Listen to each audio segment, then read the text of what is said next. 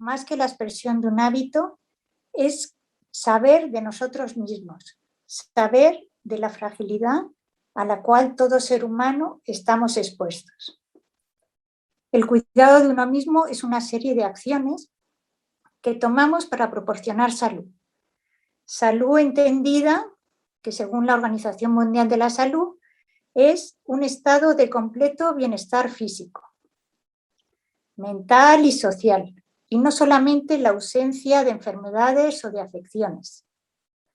Luego el cuidado, el autocuidado y el cuidado del otro es un compromiso y es una opción, porque hay que decidir que solo tú puedes decidir cuidarte de ti mismo, que nadie puede hacerlo por uno y que tienes que responsabilizarte de ti, hacerte cargo. Cuidarse de sí mismo supone responder honestamente a las preguntas de la vida. ¿Qué necesito para vivir saludablemente el evento que me toca vivir? ¿Qué necesito para cuidar de los otros en el evento que les está tocando vivir? Antes de pensar en las necesidades de los demás, uno debe atender las propias necesidades, ¿no? Entonces, la caridad empieza por casa y es necesario cuidar de uno mismo para poder cuidar a los otros. La ética del cuidado es una responsabilidad social. Se basa en la comprensión del mundo como una red de relaciones en las que nos sentimos inmersos y donde surge un reconocimiento de la responsabilidad hacia los otros. El compromiso de los demás se entiende como una acción en forma de ayuda. Entonces vamos a pensar un poquito qué necesito para cuidar bien del otro. Para cuidar bien del otro necesito una actitud de querer cuidar, ¿ya? Necesito una aptitud con P de poder cuidar, ¿no? De saber que tengo las capacidades, para eso me voy a tener que formar en conocimientos, que necesito saber hacer, necesito unas habilidades que seguramente van a ser las habilidades esas competencias que aprendemos en la relación de ayuda, ¿no? Cuando estamos en contacto con el otro, acompañando. Entonces, la importancia de la ética del cuidado surge al reconocer la vulnerabilidad y la dependencia del ser humano cuando a lo largo de su vida pasa por momentos en los que no puede cuidarse a sí mismo y precisa de otros para vivir y encontrar su bienestar. Y una de esas fragilidades humanas, vamos a ver qué es el duelo. El duelo es un término que en nuestra cultura suele referirse a un conjunto de procesos, tanto psicológicos como psicosociales. Y estos procesos siguen a la pérdida con la que el doliente estaba psicosocialmente vinculado. Luego el doliente ha perdido a un ser querido al que estaba vinculado y entra en un proceso de duelo. El duelo nos va a interpelar al doliente, le va a exigir explicaciones. Ya hay muchas preguntas en un momento inicial de duelo que muchas veces, o la mayoría, sin respuesta, ¿no? Y sobre todo nos va a pedir respuesta, nos va a poder responder. En los manuales nosológicos, en los DSMs, nos dice que el duelo es la reacción ante la pérdida, ¿ya? Entonces, en esa reacción hay una respuesta que vamos a tener que dar ante la situación que nos está tocando vivir. En un contexto social como el nuestro, donde no se acepta la muerte es un tema tabú. O sea, si bien la pandemia nos lo ha puesto encima de la mesa, nos cuesta mucho hablar de muerte. Podemos hablar de violencia, podemos hablar de sexo, pero la muerte es un tema que todo el mundo huye, ¿ya? Es como si hablar de la muerte de alguna manera sintiera el llamado y que se acercara, ¿no? Entonces preferimos vivir en esa evitación o negación pensando que somos eternos, o que este tránsito terrenal va a durar mucho más de lo que nos imaginamos, ¿ya? Entonces, una circunstancia que, como está sucediendo en pandemia, donde hay tantas pérdidas, nos interpela a todos. Genera desconcierto, genera inseguridad, y en muchas ocasiones no sabemos qué pasos vamos a tener que dar para afrontar la realidad de las pérdidas que todos estamos sufriendo, ¿ya? Entonces, comprender esos procesos que nos envuelven como dolientes requiere de un conocimiento, requiere de una formación en los que no tenemos capacidad de decisión. O sea, son momentos, son eventos que irrumpen en la vida, ¿ya? Y nos sacan un poquito de la realidad cotidiana para entrar en una especie de espiral que no sabemos dónde empezamos ni dónde vamos a terminar, ¿no? Entonces, es un proceso natural, es un proceso adaptativo, pero es un proceso complejo. Hay veces que pareciera que entramos en una montaña rusa de emociones, donde no sabemos si estamos arriba, si volvemos abajo. En un momento inicial es una sensación de pérdida de control absoluto. Es como si una luz nos hubiera arrollado y no vemos el momento de parar, ¿no? Para el duelo, para transitar o para vivir, iniciar un proceso de duelo, nunca se está preparado. Por más que haya habido una enfermedad y una agonía larga, cuando llega el momento de la muerte, siempre nos sorprende, porque siempre hay una esperanza. Por más que uno en una terminalidad que haya acompañado durante tiempo haya llegado a pedir o a desear la muerte de su ser querido, que no deja de ser un acto de amor porque ya no puede verle sufrir más, es algo que nunca se está preparado y que no debe afrontarse en soledad. El peor proceso de muerte es aquel que se pasa solo, ¿ya? Entonces, Vanessa, si me ayudas publicando la fotografía de la porcelana rota.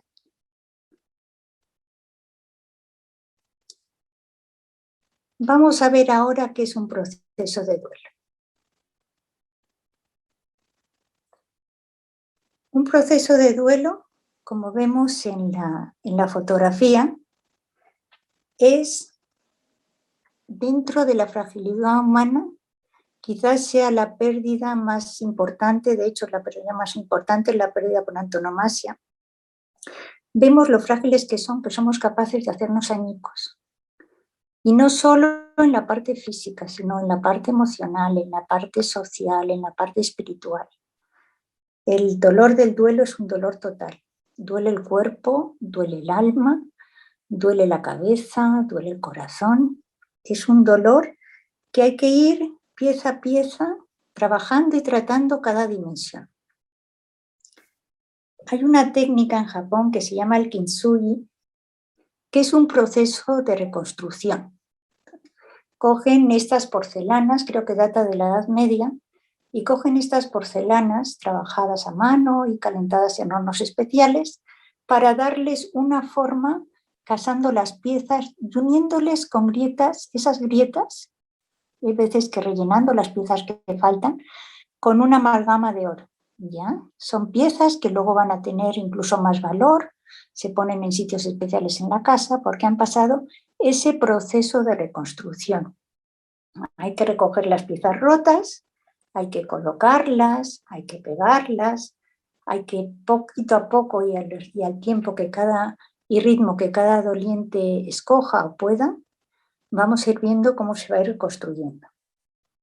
Vamos a saber que vamos a necesitar estar delante de la persona en duelo con la conciencia de que nos encontramos ante algo que no es nuestro. El duelo corresponde al doliente, no al acompañante, ¿ya?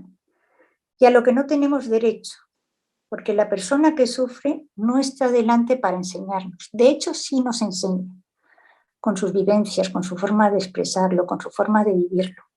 Pero a él le toca decidir, a él le toca comenzar, él va a parar en el momento que crea que parar y nosotros vamos a seguir a su ritmo como acompañantes. Los acompañantes en duelo utilizamos la expresión procesos de duelo, que son procesos de reconstrucción. Es un camino de reconstrucción. de estas piezas rotas a ir poniendo las piezas en su sitio, a su ritmo, esperando que sequen, esperando que dándole forma, rellenando las que ya no hay, para un poquito volver a integrarnos a la vida, a comenzar esta nueva etapa sin nuestro ser querido. ¿Bien? Entonces vamos a ver que si bien es cierto que el duelo le corresponde al doliente, nosotros como acompañantes le vamos a enseñar un mapa de duelo.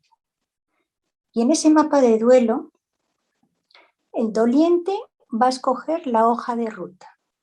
Va a intentar atajos que quizás le van a hacer retroceder. Va a intentar refugiarse dentro de ese mapa, quizás en los fríos de Siberia, a través del aislamiento, a través de la soledad. Va a girar a veces a los volcanes de la ira, de la cólera, del enfado. Hay veces que se meterá en grutas de miedo y de culpa, ¿ya? Donde se va a paralizar, no va a querer salir, va a ser muy inhabilitante porque no le va a permitir progresar en su proceso, mientras eso no se trabaje y se diluya, ¿no? Se perdone a veces, ¿no? Va a pasar por atardeceres donde la luz de la vida pareciera apagarse y va a entrar en amaneceres donde la esperanza se va abriendo camino, poquito a poco. Entonces vamos a leer esa hoja de ruta que va a diseñar dentro de este mapa el doliente con los ojos del doliente, ¿ya? Vamos a aprender que el momento vital suyo y a través de él vamos a conocer el conjunto de su vida. Vamos a ver que dentro de este mapa hay un tesoro escondido. Y ese tesoro es poder expresar las emociones por las que está transitando y poder a través de la palabra, a través de la narrativa, contar su historia. Las emociones es necesario que se drenen, es necesario que se ventilen, porque esas emociones, a la hora de verbalizarlas, se convierten en sentimientos. Y el sentimiento puede avanzar el doliente hacia tomar acciones, ¿ya? Tomar decisiones, ¿ya? Poquito a poco. En el duelo hay mucho que decidir. Vamos a ver que el vacío, la soledad, la impotencia inicial, ¿no?, del proceso de duelo como circunstancias de la muerte en relación con el fallecido. Va a haber factores que van a ser de riesgo y vamos a tener que tener las alertas puestas como acompañantes por si, llegado el caso, vamos a tener que proceder con una derivación hacia un médico o hacia un psicoterapeuta donde pueda trabajar su complicación en el duelo o su nudo en ese momento. Ya vamos a tener que estar al tanto y alertas. Hay veces que con esto de la pandemia parece que todos queremos como agilizar el proceso de duelo. Es cierto, porque como todos estamos en duelo y el conectar con una persona en duelo pues también nos mueve nuestro dolor, pues entonces hay veces que ese dolor añadido por tratar de marcar un ritmo diferente al que la persona está preparada y dispuesto, de alguna manera no le ayuda a poder avanzar, ¿ya? Entonces es importante que la persona, el doliente, marque su ritmo. Entonces, vamos a ver que dentro de la fragilidad humana, el tener un espacio de contención, que normalmente el espacio natural es la familia y son los amigos, ¿ya? Entonces va a ser una necesidad imperiosa en un proceso de duelo, ¿ya? Acompañando a personas en duelo, uno crece, uno aprende, porque vamos a través de sus vivencias ver con otras lentes la sensación y vivencias que está pasando el doliente, ¿no? Vamos a de alguna manera acompañar como si fuéramos el bastón de un peregrino, ¿no?, que en ese camino de reconstrucción y durante un tiempo se va a apoyar en nosotros para transitar esa parte de su camino, ¿ya? Pero vamos a ser un bastón, y vamos a ser un bastón temporal como acompañantes. No vamos a ser una prótesis que se convierta en una dependencia que luego no le puede ayudar para ir resolviendo solo cuando llegue el momento, ¿no? Entonces, vamos a ser conscientes de los ritmos del duelo y que el reloj del duelo lo pone en marcha el doliente. O sea, para poner en marcha un proceso de duelo se tiene que aceptar la realidad de la pérdida. Mientras no se acepte la realidad de la pérdida, el proceso de duelo no comienza. De la pérdida física, ¿ya? O sea, de que mi ser querido ha muerto. Muchas veces, como mecanismo de defensa, entramos en negación o pensamos que se ha ido de viaje o pensamos que va a regresar y como que eso nos ayuda temporalmente a vivir ese impacto inicial de la pérdida. Pero si eso se instala, pues también es una complicación, ¿no? Entonces, hay personas que tienen muy buena intención y que quieren ayudar a personas en duelo, pero que no han reflexionado o no tienen conocimiento de lo que sucede en el duelo. Y eso muchas veces lleva a dar consejos y que con eso tienen muy buena intención y con esos consejos quieren que la persona mejore y agilice su proceso. La intención es buena y hay que agradecerlo, pero no ayuda. Y no solo no ayudan, sino que hay veces que hay un dolor añadido que no le es fácil procesar al doliente esos consejos o esas sugerencias, sino que todo lo contrario. Y muchas veces que es, si nos pidieran definir cómo habría que acompañar a un doliente, en pocas palabras sería escuchar sin juzgar y estando presente. Entonces vamos a ver, ¿qué tiene, volviendo un poquito a la pregunta del título del webinar, ¿qué tiene que suceder para transitar un duelo saludable? Si le preguntáramos a un doliente, ¿cuál hubiera sido para ti una muerte digna para tu ser querido? ¿Cómo te hubiera gustado que sucediera? Animo en algún momento a cada uno de los participantes a hacer este ejercicio. Vamos a ver que nos hubieran gustado muchas cosas y que en esta pandemia no se han sucedido o nos han impedido que estas cosas se dieran, ¿ya? Entonces, nos gustaría que hubiera muerto en determinado lugar, primero aceptando que tiene que morir, por supuesto, de determinada forma, rodeado pues, de las personas queridas, que hubiera habido una despedida personal y que en esa despedida se hubieran sanado pues, algunos desencuentros que quizás ha habido a lo largo de la vida. Hubiéramos podido manifestar un afecto, dar muchos abrazos, acoger el legado que la persona que ha fallecido, pues que le hubiera gustado que hubiéramos aceptado, ¿no?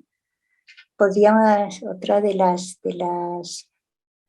impedimentos que el COVID nos ha hecho también transitar es no poder haber velado a nuestro ser querido, que hubiera tenido unas exequias como nos hubiera gustado. Entonces, el poder haber escogido todo eso nos hubiera ayudado también a iniciar un proceso de duelo en otras condiciones, ¿ya? Hay dolientes que nos dicen que haber perdido a un familiar por COVID son duelos múltiples, ¿no? Hay gente que habla de doble duelo porque no ha podido acompañar en los últimos momentos, porque no se le ha podido velar, porque no se le ha podido enterrar pues, como hubiera gustado. Entonces, eso realmente complica el inicio de un proceso de duelo, ¿ya? Entonces, la elaboración de las pérdidas es un tema central en la asistencia humana. Vamos a ver que vivir es aprender a perder y que tenemos muchas pérdidas desde que nacemos, ¿ya? La muerte es una pérdida, es la pérdida por antonomasia, pero se enmarca dentro de las pérdidas. Vamos a ver qué nos duele. ¿Por qué sufrimos tanto en un proceso de duelo? ¿Qué son los vínculos? El ser humano necesita de los vínculos para crecer y para desarrollarse. Somos sociales por necesidad. Somos una especie que desde muy pequeñitos, desde que nacemos, tenemos una infancia muy larga donde necesitamos de ese apego, de esa protección, de esa seguridad que nos brinda la madre en un primer momento, o el padre, o la familia, y que nos vinculamos por esa necesidad que tenemos de cuidado y de protección. Cuando los vínculos se rompen, surge un periodo de gran intensidad, que es lo que llamamos duelo. Si la pérdida es radical y definitiva, como es la muerte de un ser querido, todas las dimensiones de la persona se ven afectadas. O sea, quizás si yo pierdo un empleo, pues no tengo por qué tener una crisis existencial o una crisis espiritual, ¿no? Pero en un proceso de duelo por la pérdida de un ser querido al cual estoy vinculado, se afectan todas las dimensiones de la persona. Vamos a ver que desde pequeños vivimos y aprendemos a perder. Vemos que el nacimiento es la primera separación y que la vida es un continuo de pérdidas y separaciones, ¿ya? Todas estas pérdidas y separaciones nos cambian y nos transforman. Es esa impermanencia en la que vivimos, ¿no? En completa y continua transformación. Entonces, todas estas pequeñas o grandes pérdidas nos van a, de alguna manera, preparar y nos van a forjar como personas resilientes. Cada pérdida va a tener un proceso de duelo, más o menos grande, dependiendo del valor que le atribuyamos a la pérdida, ¿ya? Y insisto en que la muerte es un tipo de pérdida, es la pérdida por antonomasia, insisto. ¿Y por qué insisto en que es un tipo de pérdida? No por minimizar lo que es la muerte y por lo que es desvincularme de un ser querido, sino por maximizar los recursos que yo ya he desarrollado ante muchas pérdidas que la vida me ha puesto en el camino y que he tenido que de alguna manera superar, ¿ya? Entonces, vamos a ver que dentro de los tipos de pérdidas, según Pangrazi, que es un religioso camilo que ha trabajado y trabaja mucho en duelo, ha acompañado a muchos enfermos terminales, ha sido capellán de distintos hospitales en distintos países, se hace una clasificación de pérdidas que van desde la pérdida de la vida, que es la pérdida por muerte de un ser querido, hasta las pérdidas ligadas con el desarrollo, ¿no? Pérdidas del ciclo vital, como puede ser las distintas edades o etapas desde la infancia hasta la adolescencia, hasta la vejez, ¿no? Vamos perdiendo o facultades, o vamos perdiendo autonomía, o vamos perdiendo esa sensación de seguridad, ¿no? A veces cuando tenemos alguna incapacidad o alguna necesidad de dependencia, ¿no? Entonces vamos a ver que hay pérdidas emocionales también, como pueden ser las rupturas con parejas, con amistades. Hay pérdidas de objetos externos, materiales, pero que si nosotros le tenemos atribuidos un valor, también vamos a pasar un proceso de duelo, ¿no? Incluimos en estas pérdidas de objetos externos quizás también pues el trabajo, la pérdida laboral, la situación económica, pertenencias, objetos, ¿no? Hay pérdidas incluso de aspectos de sí mismo, todo lo relacionado con la salud, ¿no? Todas esas enfermedades crónicas, hay veces que partes del cuerpo, ¿no? Incluidas, hay veces capacidades sensoriales con los años o a través de algún accidente, capacidades motoras, y hay veces que también hay pérdida de autoestima o de valores o de ideales, ¿no? Entonces, el proceso de duelo siempre sigue tras una pérdida, ¿no? Cuando yo le he atribuido un valor significativo, un valor importante. Entonces, el duelo es esa experiencia de dolor, de lástima. Hay veces que hasta de resentimiento, ¿no? Por haberme tocado a mí, ¿no? Que se manifiesta de distintas y diferentes maneras. Y todo por la pérdida de algo o de alguien con un valor significativo. Entonces, la forma en que comprendemos el proceso de duelo está relacionada con la forma en que manejamos, hay veces que las pérdidas o la muerte en el medio cultural en que nos movemos.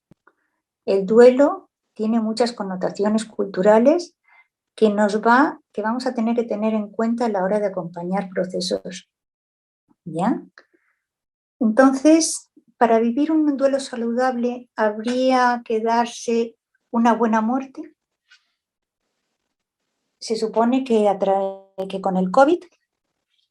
con el COVID no se están dando unas condiciones donde haya una muerte que podemos considerar buena, ¿no? Desde la Edad Media se consideraba una buena muerte, pues aquella en la que sucedía en casa, se consideraba buena muerte toda aquella que no era por accidente, sino que había un tiempo suficiente para que la persona se hiciera la idea y que la familia también pudiera acompañarle, ¿ya?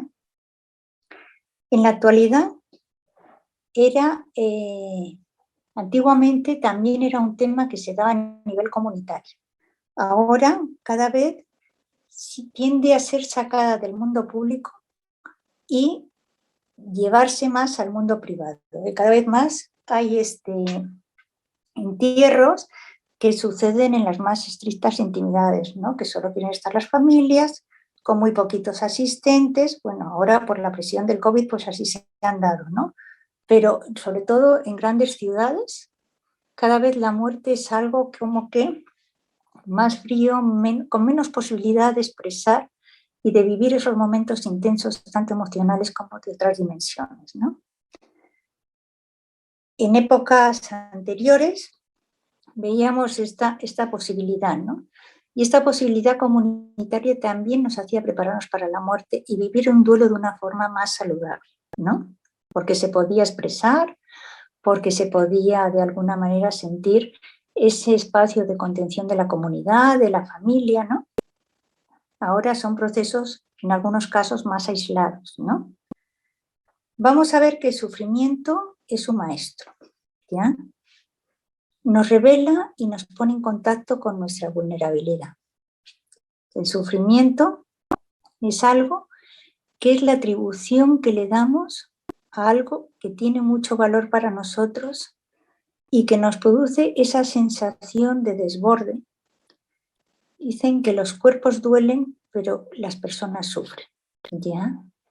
Hay dolores sin sufrimiento y sufrimientos con dolor, porque duele, el cuerpo siempre se manifiesta, ¿ya? Entonces, vamos a ver que el sufrimiento va a requerir movimientos en el doliente, ¿no? En el sufriente. Puede darle vueltas, puede tratar de entender su significado, sus conexiones, pero decir que el propio sufrimiento es un paso para poder procesar su superación. Vamos a ver dentro del mapa del duelo, pasando un poquito a ese conocimiento que tenemos que tener de en qué consiste un proceso de duelo para poder acompañar al doliente, que hay unas fases, ¿ya? Estas fases tradicionalmente se han entendido como un proceso donde hay unas manifestaciones, pero que es un esquema orientativo, ¿ya? Son fases que son graduales, que no son lineales. No es que primero sea la 1, luego la 2, o sea, puede haber... Normalmente el duelo son idas y venidas, avances y retrocesos. Siempre el retroceso no tan fuerte como el anterior, siempre hay un poquito de margen ahí que se va avanzando, ¿ya?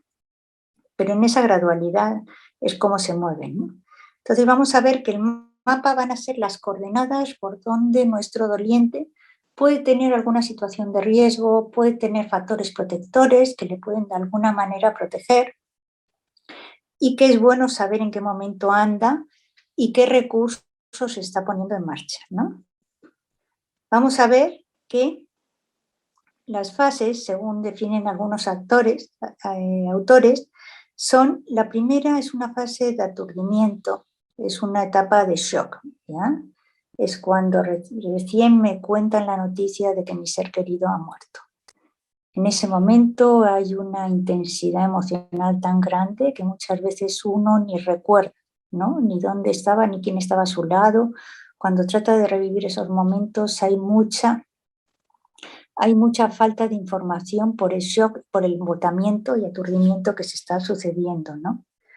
Entonces, es una especie de mecanismo de defensa para evitar la realidad del momento, que es como tratarse de comer una pastilla cuadrada muy grande y que es imposible en esos momentos poder avanzar, y que sí se requiere de vivir esa intensidad, de tratar, no sé, de estar acompañado en esos momentos, que son recursos siempre protectores. Sigue una fase de anhelo y de búsqueda. ¿Qué ha pasado? ¿Por qué se ha sucedido? ¿Cómo se podía haber evitado? Hay veces que nos sentimos incluso todopoderosos pensando que si se hubieran hecho las cosas de otra manera, pues el desenlace hubiera sido diferente, ¿no? Entonces nos movemos con esa sensación de irritabilidad, de autorreproches, incluso tratando de buscar responsables, que muchas veces puede ser desde el Estado, el gobierno, por no haber traído las vacunas, puede ser los mismos médicos, hay veces que esa rabia se dirige hacia Dios, porque tanto que he rezado, tanto que he pedido, y a la hora de la hora nada.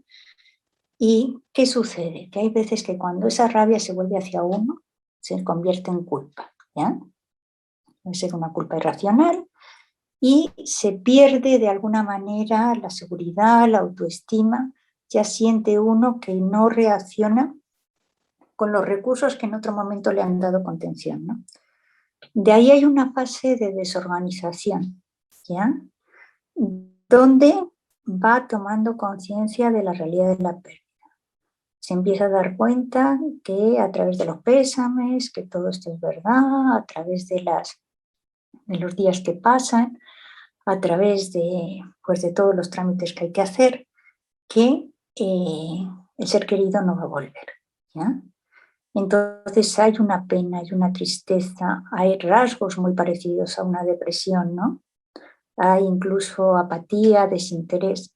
Después de la rabia suele haber mucha tristeza, depresión. La rabia es una emoción que lleva a la acción, ¿ya? Pero detrás de la rabia llega un momento que queda la pérdida. Y ante esa pérdida ya nos viene la tristeza, la pena, esa sensación de falta de fuerzas y de falta de posibilidades de poder transitar ese vacío, ¿no? Y luego viene una fase de reorganización, ¿no? Donde se van adaptando nuevos patrones de vida. Sin el fallecido se van poniendo en funcionamiento pues, los recursos de la persona, ¿no? Siempre y cuando el doliente esté viviendo ese duelo acompañado, contenido, pudiéndolo expresar, ¿no? Pudiendo de alguna manera vivir su proceso y poder expresar todo aquello que siente y vive, ¿no? ¿Qué vivencias tiene una persona en duelo, ¿no? Como hemos visto, que existen características comunes, pero la experiencia y el aprendizaje, la personalidad y factores externos van a modelar a cada individuo, ¿no? Va a haber tantos tipos de duelo como dolientes. Muchas veces parecería que habiendo fallecido un ser querido en la familia, todos tendríamos que expresar nuestro dolor de una forma muy parecida, ¿no? Y vemos cómo entre distintos hermanos, pues uno puede estar en una tristeza profunda, el otro en una negación tremenda, ¿no? El otro en una habitación huida, ¿no? Que sigue con una hiperactividad que prefiere no parar. Entonces vemos que depende del tipo de vínculo que yo tenía con mi ser querido. O sea, dentro de la familia cada uno establecemos un vínculo, una relación, y dependiendo de ese tipo de relación, de qué tanta dependencia podía yo tener con mi ser querido, qué tipo de relación simbiótica o qué tipo de relación de apego más segura podría tener, eso me va a ayudar o no a poder transitar el duelo con otra normalidad, entre comillas, ¿no? Entonces vamos a ver que todas estas manifestaciones de cómo yo expreso mi proceso de duelo van a estar siempre matizadas por la cultura, por variables socioculturales, ¿no? No es lo mismo un duelo pues en una cultura oriental que en una cultura latina, que en una cultura sajona, ¿no? Entonces cada uno tenemos también nuestros rasgos que nos definen y que para unos lo que puede ser algo anormal, pues dentro de nuestra cultura es normal, ¿no? Vamos a ver que las vivencias más comunes y que afectan a cada una de las dimensiones van a ser, dentro de la dimensión física, va a haber, estamos notando que con el COVID queda la sensación de mucho miedo a que se contagie el superviviente. El doliente siente mucho miedo a ser afectado también por la misma enfermedad, ¿no? Entonces hay que tener muy en cuenta cómo está de alguna manera cuidando ese cuerpo, si se está comiendo, si se está alimentando bien, si está descansando, que no esté desestructurando su día, hay veces que duerme en el día y se despierta en la noche. Tratar un poquito de, en ese primer momento, que el cuerpo esté cuidado, ¿ya? Es algo que da también cierta sensación de control en el día, ¿no? Que esa sensación también es importante para la persona en duelo que siente que todo se le va de las manos y que no puede controlar nada, ¿no? Pues esa dimensión física es muy importante a cuidar en un primer momento del duelo, siempre, ¿no? Pero especialmente el cuerpo se maltrata mucho porque se duerme menos, está con ese estrés, está con ese agotamiento, con ese embotamiento, ¿no? Y el cuerpo lo acusa, el cuerpo habla, ¿no? Vamos a ver que en la dimensión emocional pues va a haber muchas alteraciones en el ánimo, ¿no? Va a haber momentos pues que me siento bien y sin ninguna razón aparente, pues a la media hora estoy hundido, ¿no? Entonces hay un poquito que también entender y comprender esas manifestaciones que inicialmente todas son normales, ¿ya? En unos primeros meses del duelo, toda manifestación es normal y le vamos a tratar con ese carácter, ¿ya? Vamos a ver que en la dimensión cognitiva no vamos a poder pensar, va a haber mucha dificultad para concentrarse, va a haber cierta apatía, falta de interés por las cosas, va a haber olvidos, va a haber ideas repetitivas, ¿no? Dentro de la dimensión social, pues pareciera que los amigos en esos momentos no saben entenderme o me cuesta, ¿no?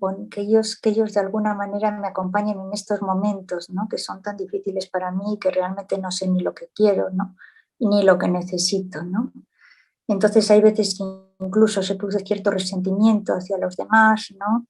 Cierto aislamiento. Vamos a ver que en la dimensión espiritual pues se replantean pues, las propias creencias, ¿no? La idea de trascendencia. Hay muchas preguntas sobre el sentido de la vida, ¿no? Si vale la pena en estos momentos seguir sin el ser querido, ¿no? En esta etapa, ¿no? Todas estas manifestaciones que suceden en las distintas dimensiones, insisto, son normales, ¿ya? En un proceso de duelo, el tiempo y la intensidad de los primeros meses se considera todo como normal, a no ser que empiece a haber cierto tipo de nudos o de conductas que sí empiezan a de alguna manera afectarse, ¿ya? Te veo, Vanessa, no sé si me estás diciendo algo de tiempo, no. Ya. Entonces, dentro de esta necesidad de cuidar de otro, ¿no? De este querer acompañar a personas en duelo, vamos a ver cuándo es necesario acompañar un proceso de duelo. La mayor parte, como hemos dicho, un proceso de duelo es un proceso adaptativo natural, ¿ya? Entonces, un proceso de duelo en principio no necesita ser acompañado, ¿ya? Hay un porcentaje, ¿no? Quizás nos hablan de un 20%, un 30%, que por características de la familia o por características personales que no encuentran un espacio de contención natural, pues sí necesitan salir a pedir ayuda, ¿ya? Uno de los recursos que forma parte de nuestro cuidado es salir a pedir ayuda cuando no tenemos las fuerzas o los recursos para poder salir adelante solos, ¿no? Entonces hay muchos en estos momentos, hay muchos programas, hay muchas atenciones para personas en duelo. Es cierto que han proliferado un montón y realmente es un gran apoyo para muchas personas, casi gran parte, la mayoría son virtual, de atención virtual. Pero bueno, es algo que es cuestión de informarse y es cuestión de solicitarlo, ¿no? Nosotros desde el Centro de Escucha tenemos un programa de duelo que llevamos muchos años de forma presencial, pero desde que empezó la pandemia es de forma virtual y realmente terminamos de hacer un grupo de duelo que son 8 semanas y empieza el siguiente. Mucha demanda, la gente ya lo va conociendo cada vez más como un recurso social y realmente es un gran apoyo para muchas personas en estas situaciones, ¿no? Entonces, hay veces que tratamos de... El duelo no es una enfermedad, ¿ya? No hay una pastilla, no hay un tratamiento que nos cure un corazón roto, ¿ya? El duelo es un proceso que hay que transitar, que hemos visto que es un camino de reconstrucción donde no hay atajos, ¿ya? Entonces, ¿que puede tener muchas características parecidas a una depresión? Por supuesto. ¿Que inclusive haya alucinaciones que pudieran ser psicóticas? Por supuesto. En un primer momento son normales. Hay alucinaciones auditivas, hay veces hay alucinaciones visuales. En un primer momento está considerado dentro de las reacciones normales ante una pérdida, ¿ya? Entonces, ¿qué va a pasar? El tiempo sí va a ser un factor que nos va a ayudar a decidir si el duelo se está cronificando, si no está viendo los avances que debería haber y cuál va a ser otra de las coordenadas que nos va a ayudar a saber si esa persona va a necesitar un tipo de atención más especializada. Hasta qué punto está llevando una vida funcional, ¿ya? Si puede seguir con sus actividades cotidianas, con otro ritmo, con otra lentitud, mientras integra su duelo, pero también es importante dentro de las actividades que tiene una persona en duelo, que muchas veces uno entra en un duelo, pues teniendo también muchas cargas en la mochila, ¿ya? Pero el poder seguir llevando una vida funcional, en el sentido de poder seguir atendiendo a todas las necesidades que la vida requiere, la vida familiar, la vida personal que uno lleva, seguir trabajando. Va a haber momentos en que nos tengamos que conectar a la vida cotidiana y hay momentos que vamos a permitirnos desconectar y entrar en nuestro duelo, entrar en nuestro dolor, ¿ya?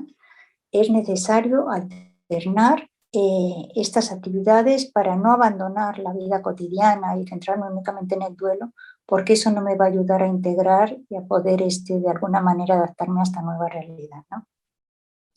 Entonces vamos a ver que dentro de ahora que estamos sufriendo la pandemia, ¿qué se está notando? Se está notando que los procesos de duelo están empezando un poquito más tarde de lo normal, ¿no? Hay personas que inicialmente están más preocupadas por su supervivencia y que se le está demandando mucha energía y mucha intensidad, y entonces el proceso de duelo como que se ralentiza y empieza más tarde, ¿no? Quizás también está durando más. Antes, cuando se hablan de los tiempos del duelo, que es una de las primeras preguntas que los dolientes quieren saber, ¿hasta cuándo voy a estar así? Y cada uno tiene su ritmo y su proceso. El primer año es el primer año de todo. Es el primer año de fechas claves, son las primeras navidades, son las primeras cumpleaños, aniversarios, entonces son fechas que también hacen de alguna manera retomar ese dolor, volver a acordarse de la muerte del ser querido, que esa presencia pues, física ya no está, ¿no? Pero bueno, hay un tiempo prudencial que nos va a ayudar a definir si hay necesidades de un acompañamiento más profesionalizado en la medida que veamos hasta qué punto puede llevar una vida funcional al mismo tiempo que está llevando un proceso de duelo, ¿ya? En el duelo, como hablábamos, en el duelo normal, las manifestaciones pueden ser de malestar, de debilidad. Hay mucha y las personas están muy irascibles, ¿no? Porque el cuerpo está agotado, entonces ante los ruidos, ¿no? Hay muchos cambios de ánimo. Hay momentos donde se niega, ¿no? Momentos que uno pareciera como que no quiere ni hablar del tema, ¿no? Hay identificación con el fallecido, ¿no? Vamos a ver que dentro de los duelos, que prácticamente se dividen en dos bloques, ¿no? El duelo normal y el duelo que se complica. ¿Ya? Dentro de este duelo complicado, ya que vemos que hay variables que van a depender de las circunstancias de la muerte, de las características de personalidad del doliente, que van a depender del contexto sociofamiliar, que van a depender también de la historia de pérdidas, ¿no? Que haya podido tener la persona que acompañamos, ¿no? Entonces vamos a ver si resolvemos la pregunta que nos ha unido este webinar, ¿ya? Pasando un poquito, estamos llegando a los momentos finales para entrar a la pregunta. Entonces vamos a ver si es posible vivir un duelo de forma consciente y saludable. Yo diría que sí y que no, porque en el duelo todo es sí y no, todo se puede y todo es normal. ¿Es posible? Sí, siempre y cuando esté acompañado. Hablamos de que el contexto natural de acompañamiento, de contención es la familia. De no existir esas posibilidades dentro de la familia, sí hay que salir a pedir ayuda. Ya hay que vivir el duelo, hay que expresarlo, porque si no puede de alguna manera somatizarse o salir algún tipo de enfermedad física, mental, que luego pueda de alguna manera complicarnos, ¿no? Entonces, no digo que siempre, que no haya personas que hayan podido vivir solos su duelo de una forma consciente, ¿no? Pero normalmente se necesita de un otro. En el duelo se nos rompe, al morir el ser querido, se nos rompe un espejo. Y necesitamos volver a tener esos espejos para volver a mirarnos y para volver a reconstruirnos, ¿no? Quiero terminar, dentro de estas consideraciones finales, ¿no? Con un texto de Elizabeth Kubler-Ross, que es todo un referente en el acompañamiento. Es una doctora que habla de las cinco etapas del duelo, ya que vamos a ver en el curso también, pero dice así, que las personas más bellas con las que me he encontrado son aquellas que han conocido la derrota, conocido el sufrimiento, conocido la lucha, conocido la pérdida, y han encontrado su forma de salir de las profundidades. Estas personas tienen una apreciación, una sensibilidad y una comprensión de la vida que los llena de compasión, humildad y una profunda inquietud amorosa. La gente bella no surge de la nada. Entonces, un poquito con esta posibilidad de mirar el acompañamiento como una forma de crecer, de ver al doliente crecer, o sea, reconstruirse en este proceso que le va a tocar vivir y salir fortalecido. O sea, la vida cambia, por supuesto, no es lo mismo la vida antes y después de un proceso de duelo, y hay que aceptar en esa persona que nos hemos convertido que en un duelo bien llevado salimos fortalecidos, hemos crecido en valores, en virtudes, ¿no? Somos más sensibles hacia las necesidades de los otros. Entonces, con ese ánimo y esa fuerza de todo ese aprendizaje que uno tiene al acompañar a dolientes, pues les animo un poco a formarse, y si tienen la posibilidad de acompañar, pues siempre es importante y es una vivencia estupenda el poder acompañar a una persona en duelo. Muchas gracias a todos y nada, pasamos al turno de preguntas, si quieres, Vanessa. Muchísimas gracias, Elena querida. Sí, ya nos han ido haciendo llegar varias preguntas. Voy compartiéndote algunas que nos ha hecho llegar José Lumbi. Una pérdida sería la capacidad de hacer conciencia sobre nuestros actos y acciones.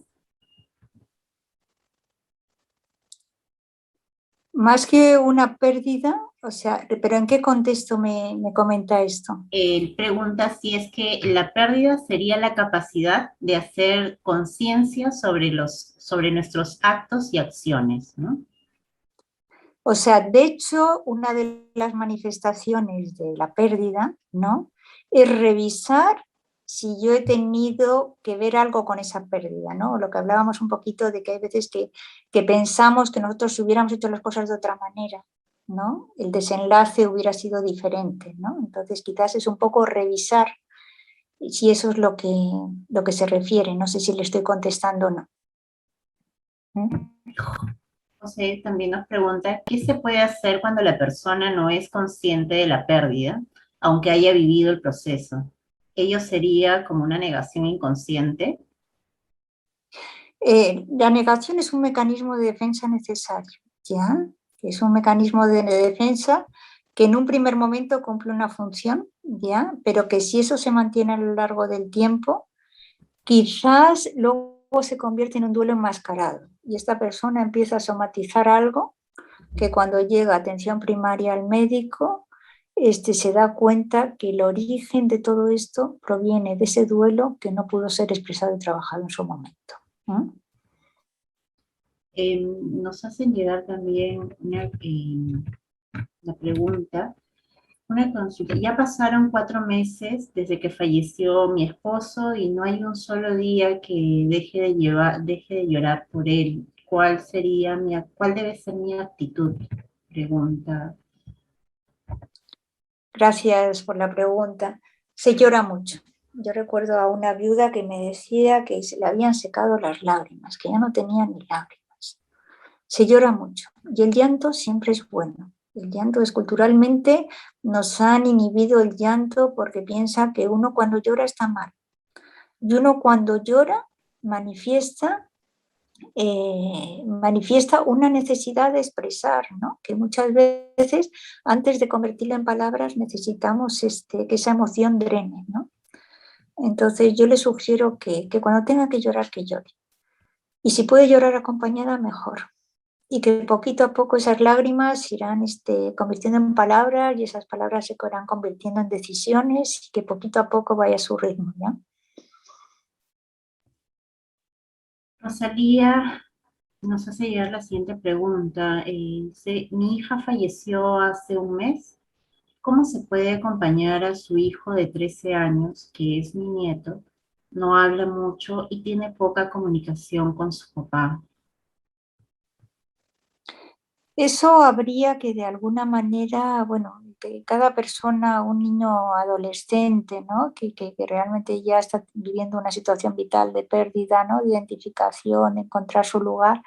Eh, es importante que puesto que la abuelita ha identificado, ¿no? Que el nieto no expresa o que no tiene esa posibilidad, de alguna manera quizás pueda hablar con su hijo, ¿no? Y que el hijo también intervenga o busque ayuda. Hay veces que los niños también son esponjitas del contexto familiar que está sucediendo, ¿no? Y si no se expresa en la familia, pues el hijo también es el ejemplo que está recibiendo el que tiende a repetir, ¿no? Vamos también con otra pregunta. Dice, de no superar el duelo, ¿este podría alojarse en el subconsciente? O sea, no superar el duelo sí va a dejar algún tipo de manifestación o de limitación o de enfermedad, ¿ya? O sea, ¿qué es superar el duelo? Superar el duelo es cuando yo acepto la realidad de la pérdida, yo me reconcilio con mi ser querido, me reconcilio con la vida, ¿no? Y puedo seguir una vida funcional, invirtiendo energías en nuevas relaciones, en nuevos proyectos, sigo viviendo, ¿no? Cuando no puedo vivir ese proceso, hay algo que queda truncado, ¿no? Entonces las manifestaciones pueden ser diferentes, pero que hay algo que sí necesita tenerse en cuenta y hay veces pues que son duelos retardados, pero que se pueden trabajar y también se pueden expresar y se pueden de alguna manera acompañar, ¿no?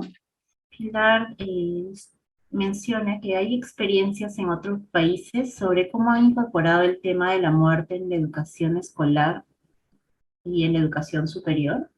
Pregunta si hay experiencias en otros países de haber incorporado el tema de la muerte en la educación básica y superior, supongo. No sé si en temas de educación, pero sí en temas de formación, yo sé que hay religiones que sí hablan de la muerte a los niños y sí lo integran desde un primer momento, ¿no? O sea, quizás en nuestra sociedad o en nuestra realidad es mucho más complicado por esa misma tanatofobia que existe, ¿no? Es un tema que nadie quiere hablar y que cuesta, pero sí sería muy importante hablar de muerte. Es necesario hablar de muerte, o sea, sí, y no hay que olvidar que somos seres espirituales, estamos en un tránsito terrenal, o sea, que esto dura lo que dura y que hablar de muerte es hablar de vida, o sea, que hay algo que si algo ayuda también el poder acompañar procesos de duelo, es tener esa presencia de la muerte muy cerca, ¿no? O sea, que es una realidad, por supuesto, ¿no? Una consulta y nos dice, ¿cómo ayudar a una persona que se ha quedado en estado, en la etapa de víctima tras la pérdida de un ser querido? Ujú. Yo creo que animándole a que busque acompañamiento. O sea, hay veces que nos llaman al centro de escucha diciendo, oye, mira, es que me gustaría que mi madre y mi hermano fueran a recibir este acompañamiento, ¿ya? Pero es importante que la persona identifique la necesidad, porque basta que yo envíe a mi madre y a mi hermano si ellos no tienen conciencia de que necesitan ayuda, que el esfuerzo sea en balde, ¿ya? En que ellos estén. Eh, entonces, creo que es importante que se le hable de que hay veces que uno no puede resolver solo, que necesita un acompañamiento, que hay personas y profesionales que pueden hacérselo y que es un recurso que está ahí para cuando la persona quiera, ¿no? Pero yo creo que es importante darle, que muchas veces se desconoce, que existen estos espacios donde uno puede ir a hablar de lo que me está sucediendo tras la pérdida de mi ser querido, ¿no?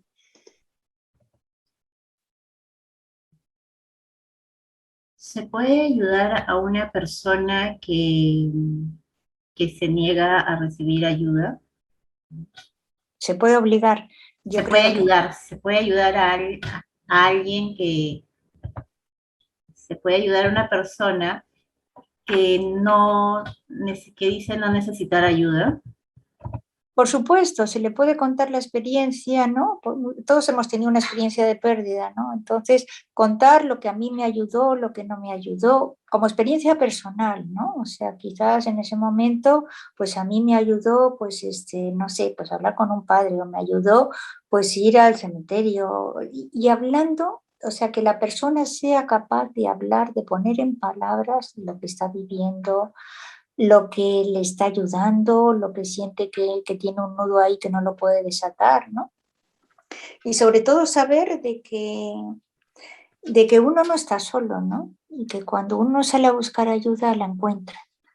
Que muchas veces hay veces que el dolor es algo tan íntimo, ¿no? Que uno se encierra en un aislamiento pensando que nadie lo va a entender, que eso es algo que no se puede comprender, que es algo que, y sí, lo que único es en nosotros no vamos a dar ningún consejo, no vamos a marcar un ritmo, o sea, todo la persona va a poner su ritmo, va a poner su hoja de ruta y es algo, el hecho de la presencia de una persona que te escucha, ¿no? Que no te juzga, que está contigo, que se compromete tu tiempo, ¿no? Sus recursos en estar una parte de tu proceso acompañándote, yo creo que es un espacio seguro o tratamos de que sea seguro para el doliente, ¿no?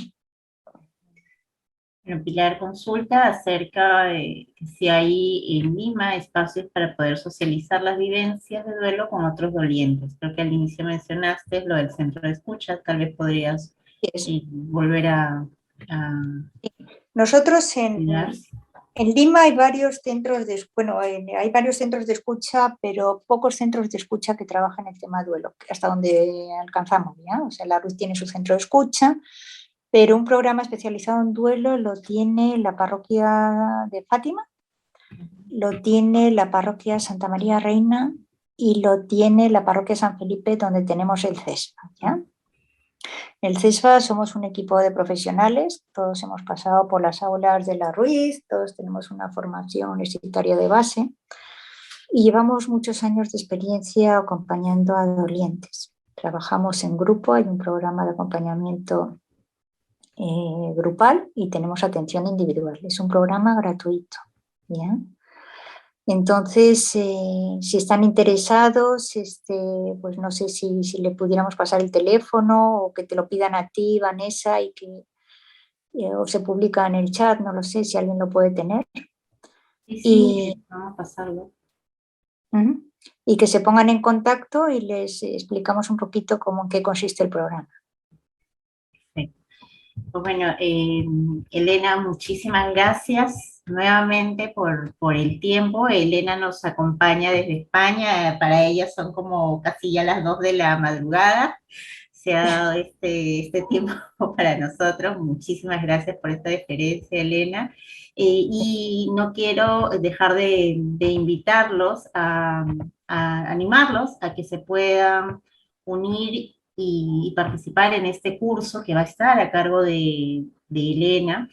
Es desde el 4 de septiembre al 15 de octubre, es un curso que dura 24 horas, este se va a desarrollar los días sábados de 11 de la mañana a 1 de la tarde. El tema, como ya pueden ver ahí, es acompañamiento en procesos de duelo. Es un espacio que va a ser realmente enriquecedor, pedagógico y que nos va a dotar de muchos elementos para poder acompañar a otros en estos procesos difíciles que estamos afrontando en estos momentos de pandemia, pero también de situaciones complejas, ¿no? Muchísimas gracias a cada uno y cada uno de ustedes por acompañarnos en este espacio.